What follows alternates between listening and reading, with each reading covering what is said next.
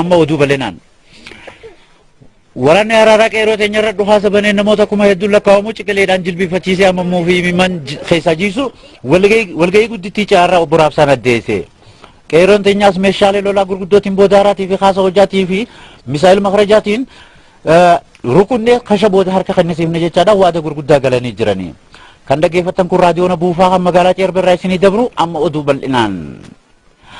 Waraanni hantuuta weerara darsa namaatti irra godhee miidhaa gurguddoo gafidu waraanni Bashoodhaa qaqqabee murtii du'aatiin adabeem. Pireezidantiin Bashoodhaa obbo Adurreen Dandaarraa lamaan jidduu taa'ee kalee galgala ka'e oduu dabarsetti waraanni hantuuta gochasaa badaa kanarraa yoo kaniif qusatu taate malee nuti tarkaanfii du'aa ciccimtuutti fudhanne jechaadhaan pireezidanti Bashoon addeesse.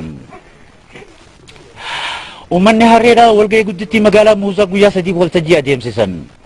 Gonfaan shunkurtiitii fi jimaa fi shankorrii waan mudhiin kuteef jecha hatattamantti godina Harargee lixaa keessaa kan irraa ciramu jechaadhaan itti gaafatamaa mana murtii Harreedhaa obbo Ambarsas beeksise.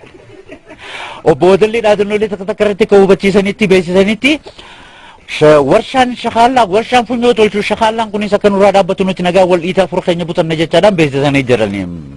Oduu biyyoolessaa buusaa.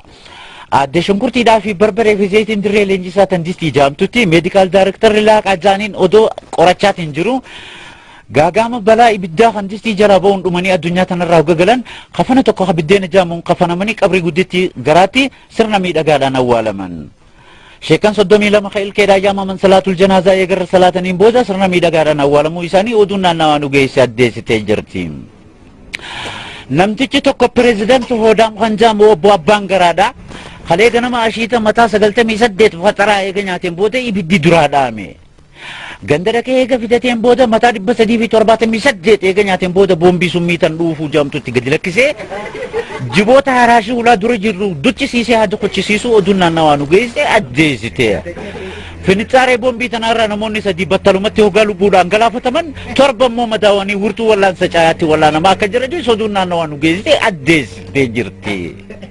Kan dhaggeeffatan kun raadiyoona buufaa kan magaalaa Ceerberraa isinii dabru.